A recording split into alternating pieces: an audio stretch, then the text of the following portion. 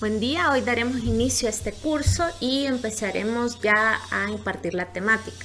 El primer día de clases tuvimos una reunión sincrónica o en vivo para explicar los lineamientos de la clase, cómo se va a llevar a cabo la entrega de tareas, ¿verdad? Y establecer todos los lineamientos generales.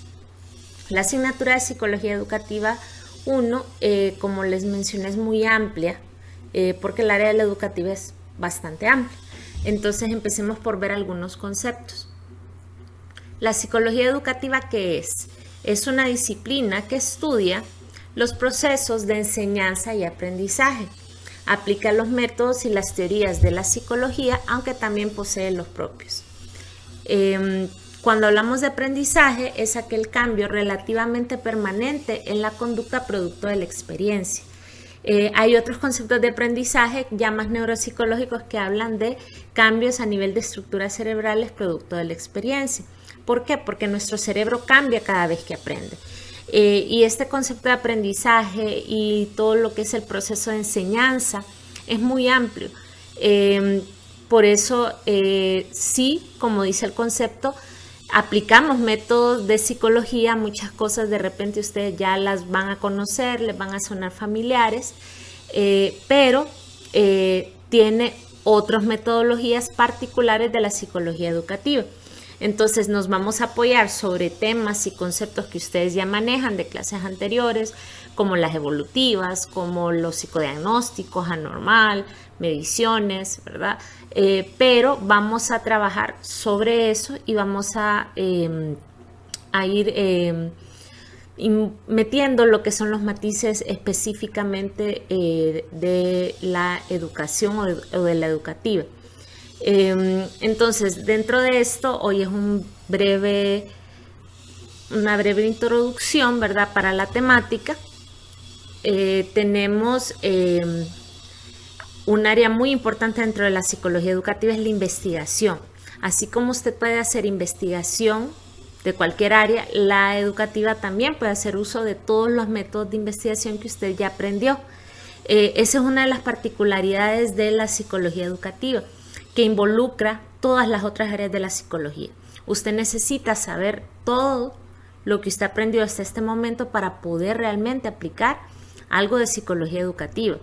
Es toda una rama, es todo un campo, hay muchas cosas que uno puede aprender, aplicaciones y estudios que se pueden realizar, pero no podemos hacerlo si no tenemos todo el bagaje de todos los otros campos. Entonces nosotros, como les decía ayer, usted ocupa un poquito de clínica porque a veces toca hacer clínica, necesita investigación porque podemos hacer investigación, necesita conocer las teorías porque hay que saber pautas del desarrollo y también las teorías de aprendizaje que vamos a ver más a detalle en la segunda unidad. Y necesita saber toda la parte patológica porque realmente los centros escolares vienen a ser un tipo de atención primaria a la salud mental, o sea, el poder dar una intervención desde la psicología educativa como un psicólogo escolar le permite realmente hacer esa intervención primaria. Idealmente, por eso todas las escuelas deben tener un psicólogo educativo, para evitar que los problemas de salud mental generen en algo posterior que tenga consecuencias negativas. Entonces, dentro de todas las áreas que nosotros podemos trabajar dentro de la psicología educativa está la investigación. Ahorita, por ejemplo, la pedagógica está haciendo muchas investigaciones y constantemente son cosas que nosotros podemos estar realizando. Particularmente ustedes en Educativa 2 van a hacer investigación. Hay los mismos metodologías que usted aprendió en los métodos son aplicables. Usted puede hacer estudios descriptivos donde se reúne información detallada acerca de las situaciones específicas. A menudo emplean técnicas como la observación, encuestas, entrevistas, grabaciones o una combinación de estas. Por ejemplo, ustedes en la tercera unidad van a hacer una entrevista a un padre de familia. Eso podría ser, o sea, lo podríamos volver en una investigación si quisiéramos.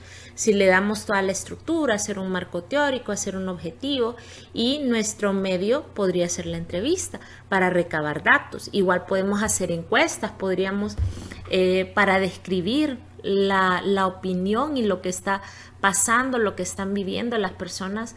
Ahorita particularmente es una época muy interesante para investigar por los cambios en la educación a raíz de la virtualización producto del COVID. Una virtualización para la cual no estábamos listos.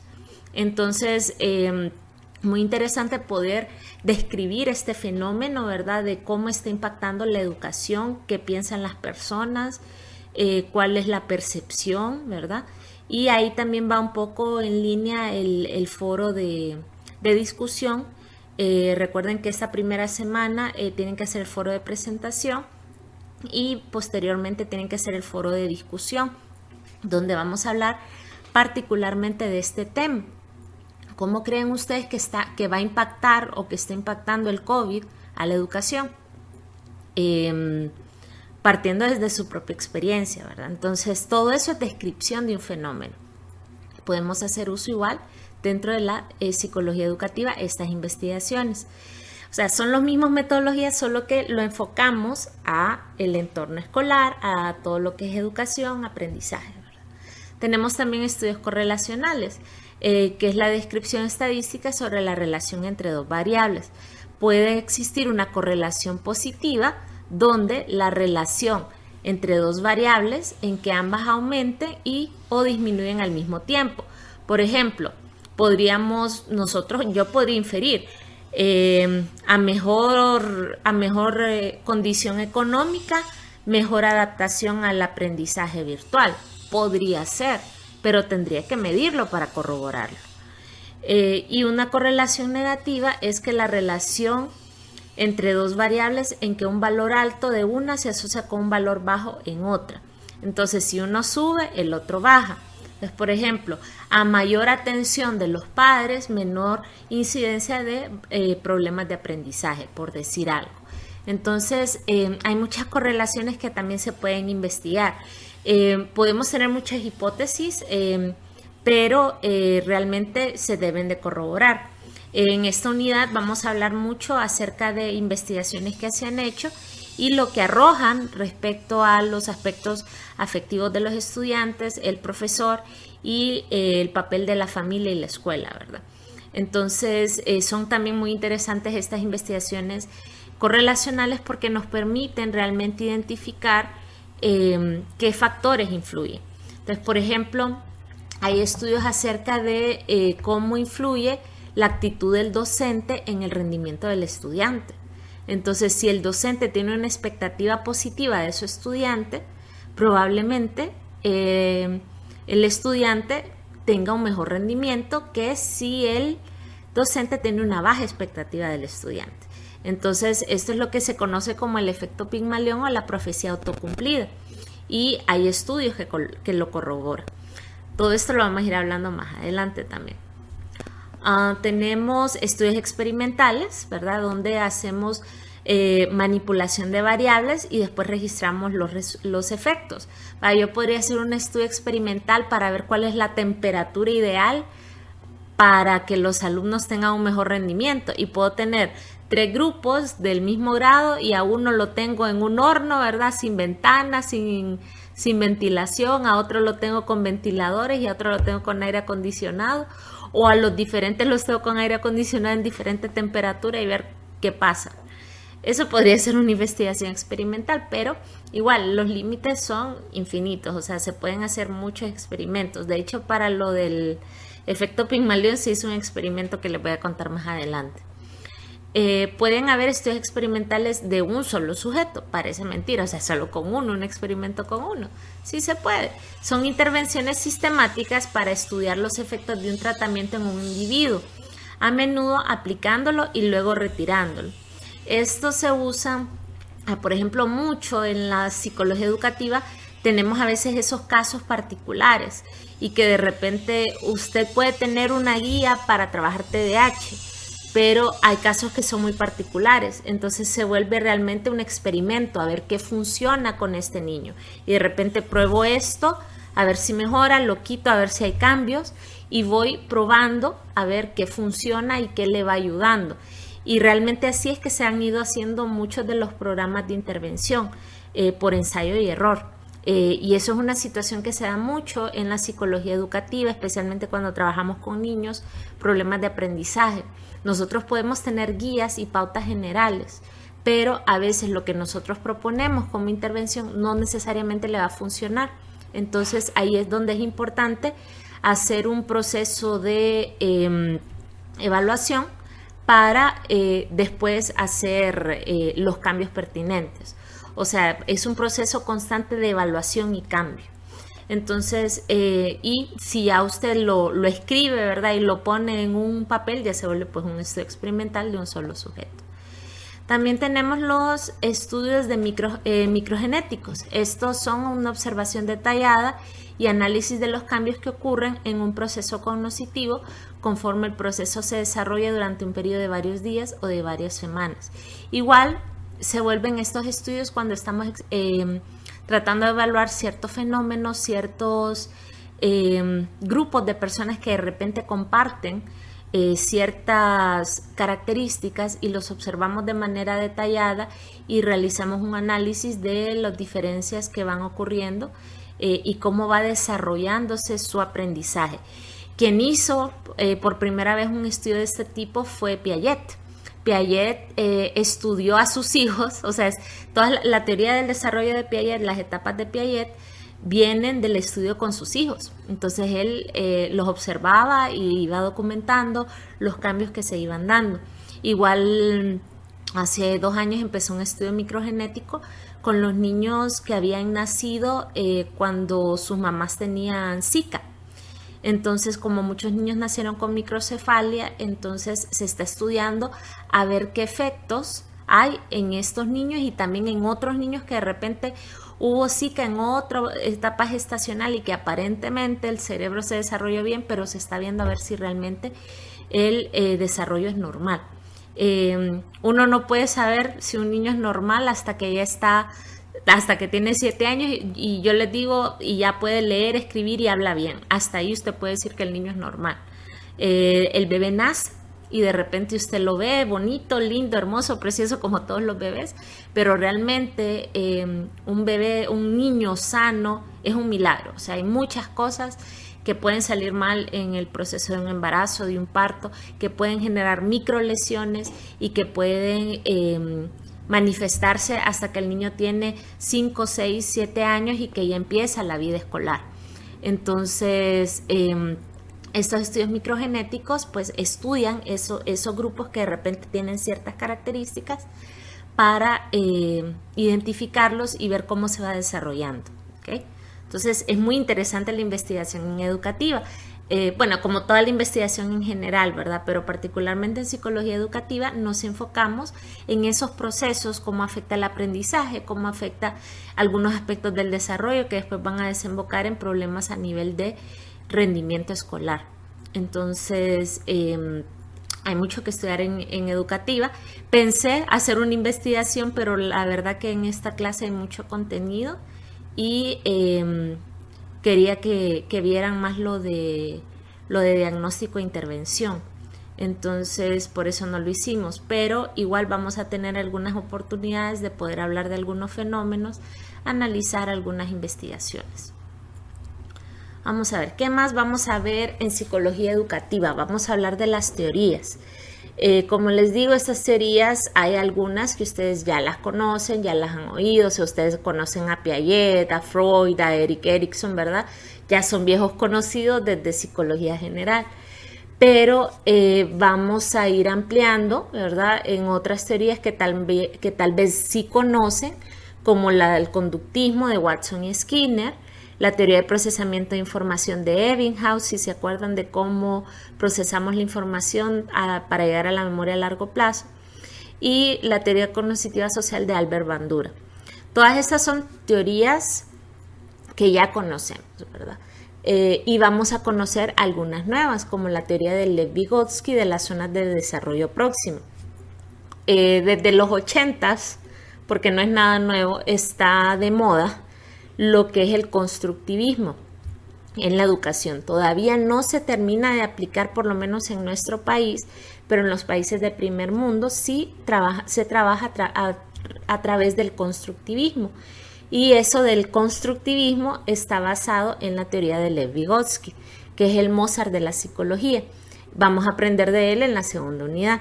Igual vamos a aprender de Uri Bronfenbrenner, que él habla acerca del modelo bioecológico del desarrollo, cómo nuestro entorno nos puede influir y por qué es importante al hacer una intervención y al hacer un diagnóstico no solo evaluar al niño o ver al niño, sino ver todo su contexto, todo su sistema.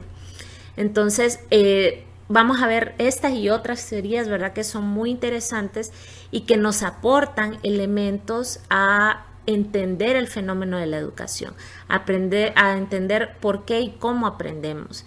Y también nos da pautas para crear sistemas educativos que apoyen mejor al niño y que puedan ayudarlo a que salga adelante y que aprenda mejor.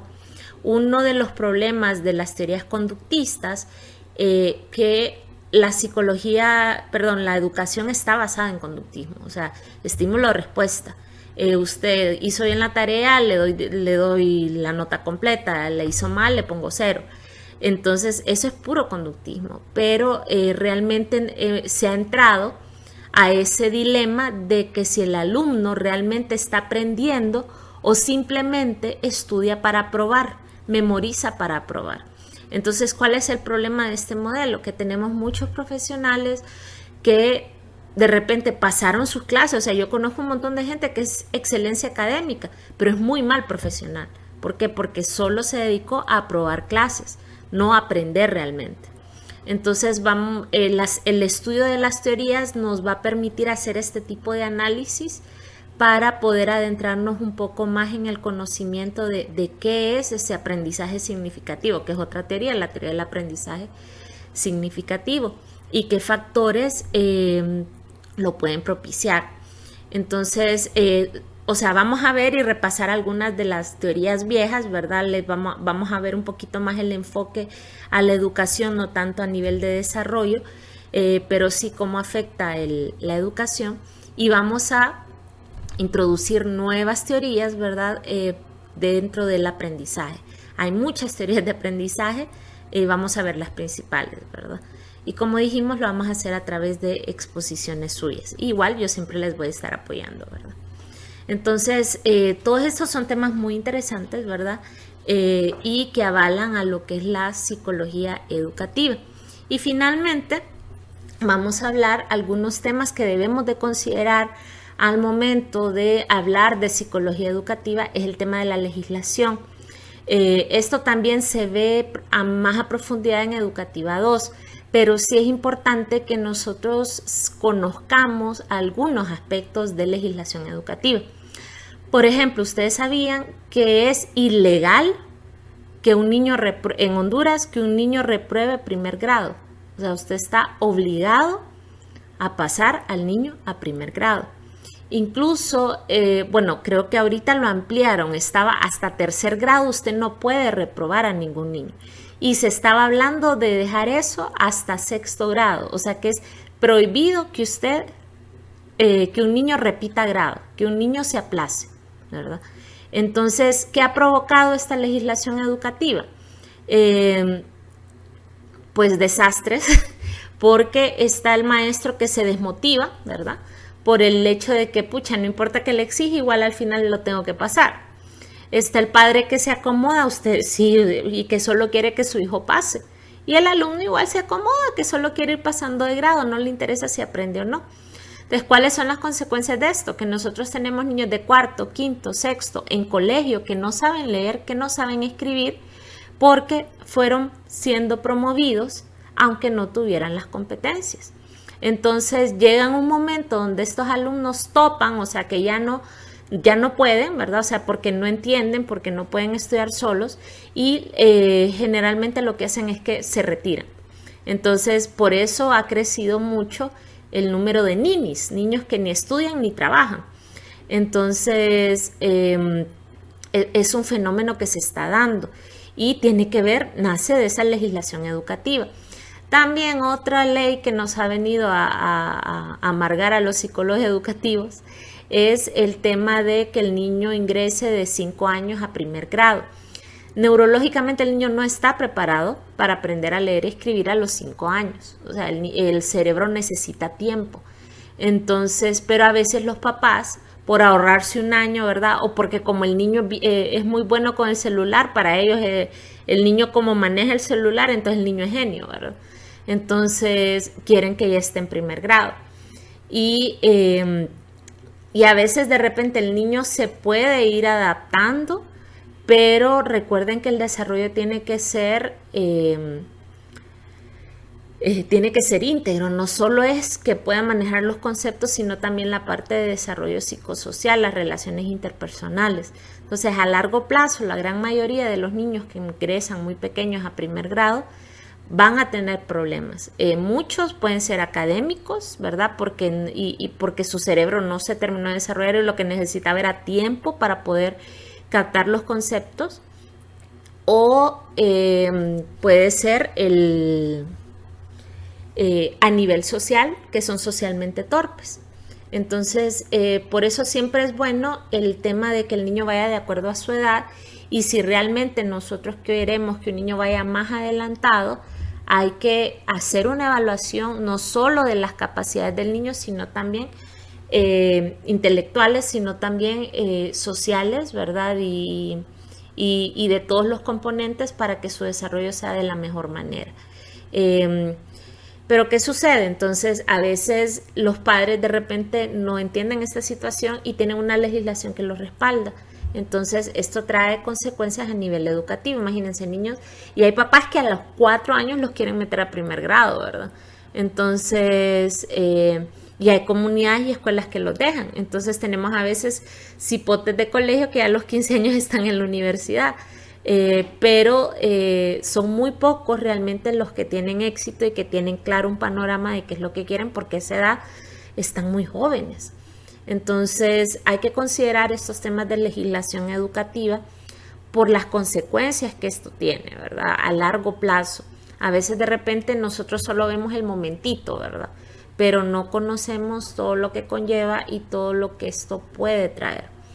Les voy a contar un poquito el caso en mi familia. O sea, tengo mi sobrina mayor, tiene 9 años. Ella nació en noviembre. Entonces, cuando ella estuvo en maternal, la metieron en maternal porque no hablaba mucho, ¿verdad? Y ahí les contaré otro día la historia, pero al final la metieron para estimularla. Y ella académicamente muy bien, o sea, se adaptó, se conocía las letras y bien, ¿verdad? Llegó el momento de decidir si ya pasaba al siguiente grado escolar, ¿verdad? Que era kinder, o si repetía otro año ahí en maternal. Y mi cuñada me preguntó, porque la maestra le dijo, Angie está lista, Angie es muy inteligente y yo sé que ella va a manejar y va a aprender bien en kinder. Entonces, yo le dije a mi cuñada, no, Angie no está lista, le digo, o sea, yo sé que Angie es muy inteligente, pero socialmente ella todavía no tiene la madurez y por el carácter de ella le puede afectar más adelante. Entonces es preferible que haga otro año y también a nivel de lenguaje todavía no está hablando de la mejor manera, el vocabulario no está al nivel que debería de estar para la edad de ella. Entonces es mejor que se quede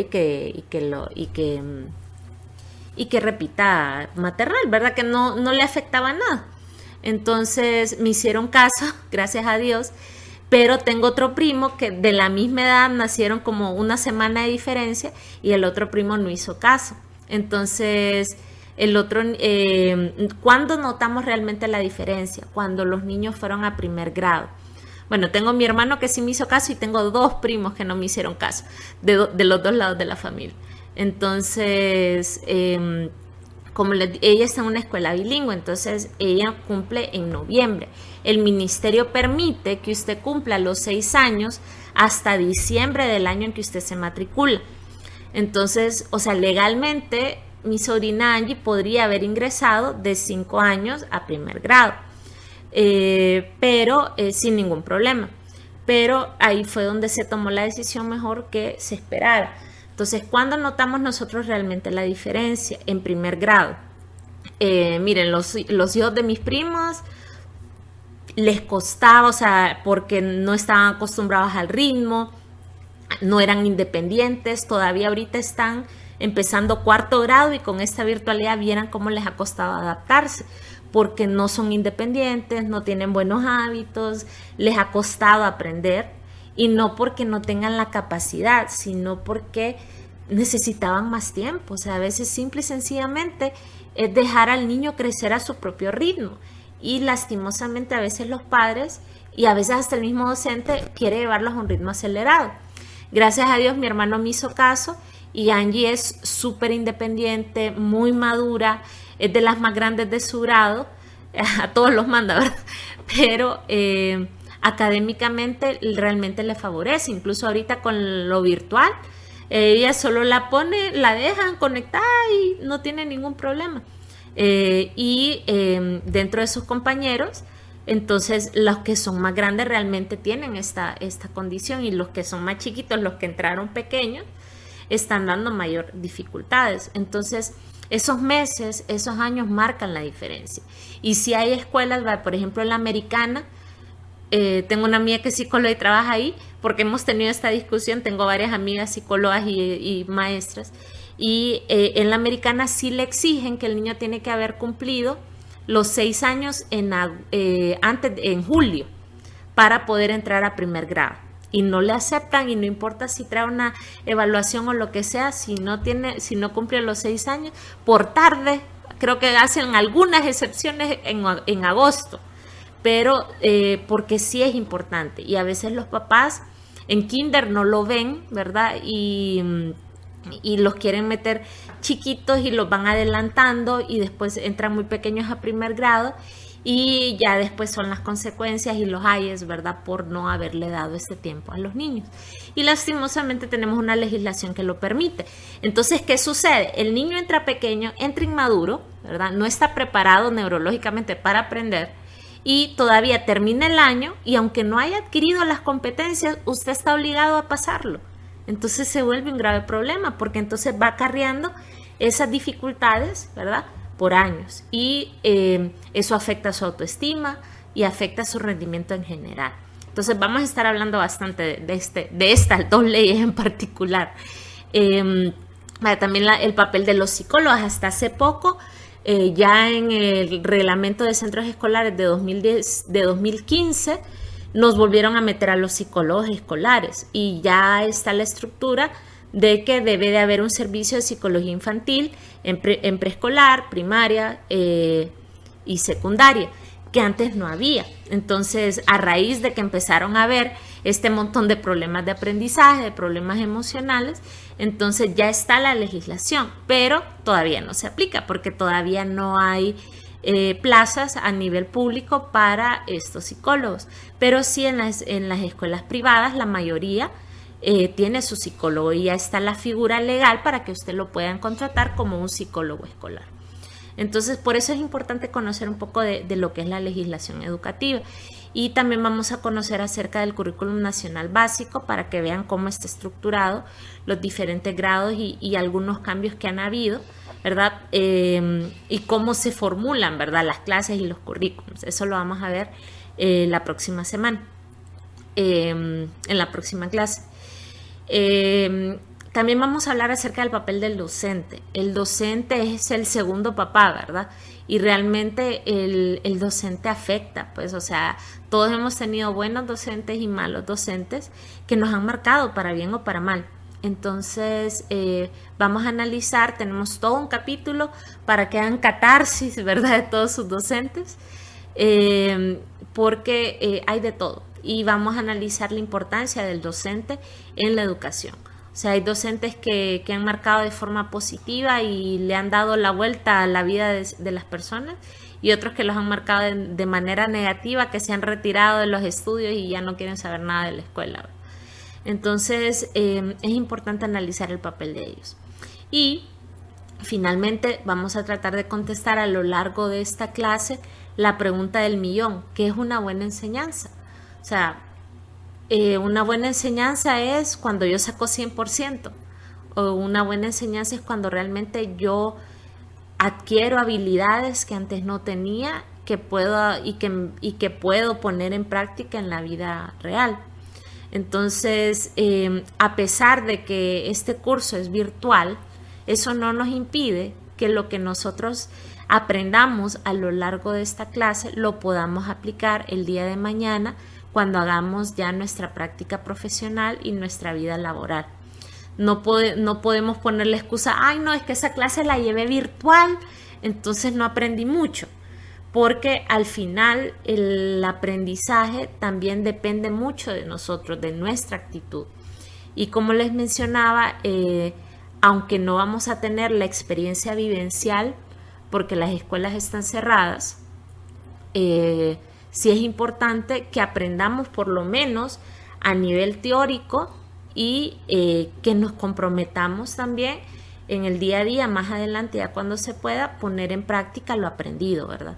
Porque sí es importante, siempre la práctica debe ir de la mano del aprendizaje para que realmente pueda ser significativo. Cuando solo lo dejamos a nivel de memorización y no hacemos ninguna aplicación de lo aprendido, eso queda solo como información y es más fácil que se nos olvide.